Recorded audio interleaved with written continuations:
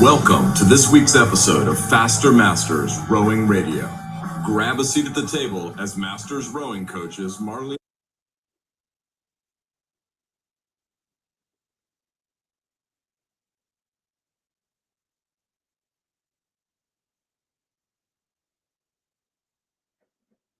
Welcome and hello everybody to another edition of Faster Masters Rowing Radio.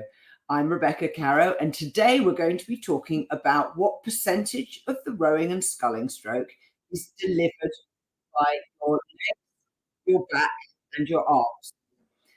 The important thing here is that there is many different ways of rowing a rowing stroke, and at the end I'm going to tell you how you can go and test for yourself and see what works for you, because let's face it, we're all on the same journey and we all need to learn how to do this in a way that works for us and for our bodies, and that can change as we age.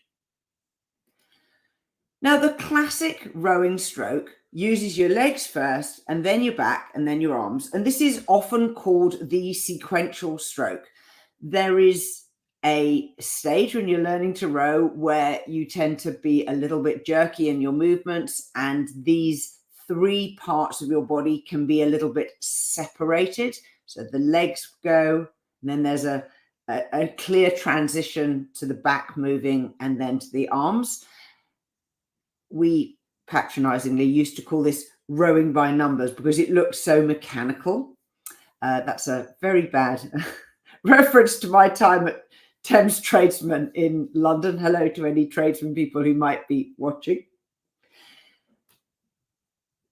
The other way of rowing is simultaneous, where you trigger your legs and back at the same time, and then the arms join in, and then they all end at exactly the same time. Now, again, still using three body parts, but a slight difference in sequencing. The sequential method definitely has overlap or blend between the end of one body part and the start of the next. The simultaneous can be a little bit different in that generally the arms are straight when you start, so the legs and back start together, and then the arms come in a little bit later. Now, many of you will have heard of the rowing historian author Peter Mallory, who wrote the 4-volume tome, The Sport of Rowing. Peter and I had a long discussion and disagreement about the most effective way of rowing a boat.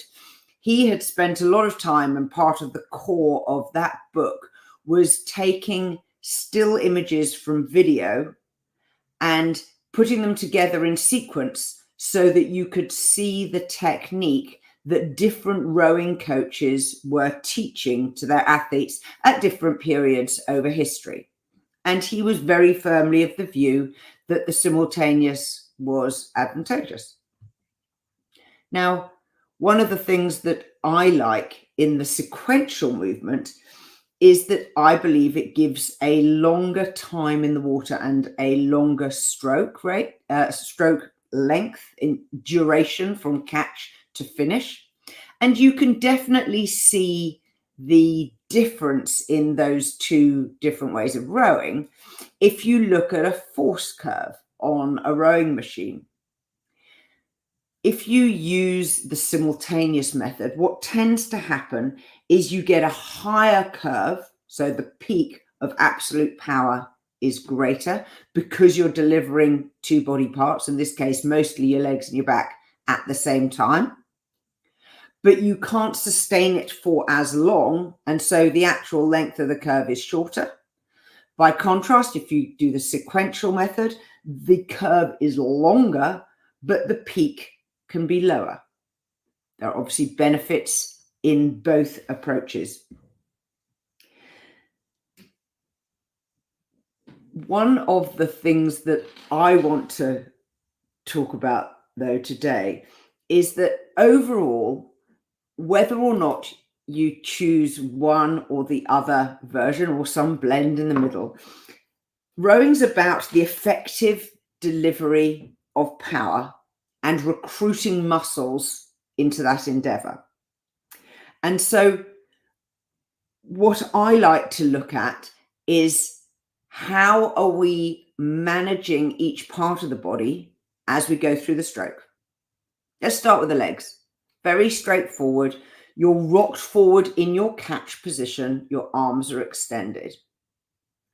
The first part of the movement is from the knee, and it's just pushing your foot plate away from you.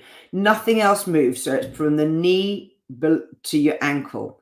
And that very small movement of your feet pushing away. And for people who are watching on the video, I'm using my hand to indicate that my knee is the tip of my fingers and that my feet and ankles are beginning to push away from the full compression. So this stroke is usually initiated with the legs. Before your legs are fully straight, you do need to activate your back, whether you're doing it simultaneously, in which case your back will activate at the same time as the legs at the beginning of the stroke, or whether you do it sequentially and they come in a little bit later. There's definitely overlap there. And one of the most challenging things to teach athletes is how to keep your legs continuing to press towards becoming straight when the backswing starts. If you watch videos of rowers, you will often see that their legs initiate quite strongly and the knees drop from a height. They start to come down, and then that speed of knee drop reduces because they've started to swing their backs and they're forgetting to continue to press the legs straight. And so your legs go into a sort of drift mode, which really isn't adding to the power, and you're allowing that body part to be used up without it adding to the speed of the boat. And in the same way, the arm draw also is massively affected by this, that when the athletes start the arm draw, they forget to continue the backswing. And I particularly notice this in masters rowers, that the legs drive usually pretty well, and then there's very, very little backswing, and it goes quite quickly into a dynamic arm draw. And so there's like a whole body part, your back, which is generally not contributing what it could to the overall stroke. So how can you find out what proportion of the stroke is legs, back, and arms? Well, my basic presumption, based on a sequential, based on either method of sequential or simultaneous, is that your legs contribute about 65% of your power. Your body can be 25 to 30% of your power, and the arms are between 5 and 10%. And that could be borne out by a reasonably simple test. Here's how to do it. Either on the erg or on the boat, row a normal rowing stroke with a speed coach or a 500-meter split on display. Personally, I actually think that if you use a meters per second measure for this, it's a little bit more sensitive to changes in boat speed than a split, but that's my choice. Continue rowing normally at a good firm pressure, low rate, and then stop using your arms. So just row with your legs and back and see how much your split drops. And then you can do the same and stop using your back and also don't use your arms. Just row with your legs and see how much your split drops. And then if you want to do the reverse, you could do the pick drill, the warm-up drill, where you just row with your arms and then row with your arms and body. You've got to make sure that you're consistent and that you are putting the same amount of power on. But it'll give you a pretty good idea as to how much of your particular stroke is being delivered from each of those three parts of your body. Now, in our programs for February, which I'm writing just now, I've got quite a detailed video about how to use the force curve to look for inconsistencies, and a wonderful exercise drill that I think you'll enjoy that'll help you work through the legs, back, arms blend. I very much hope that you'll tell some of your friends about Faster Masters Rowing Radio and get them to subscribe to this podcast. So till next time, bye-bye. We are part of the Rowing Chat Podcast Network. Please tell your rowing friends about the show. And if you've learned just one helpful thing from today's episode, please consider supporting the show for as little as $1 per month by visiting fastermastersrowing.com/podcast.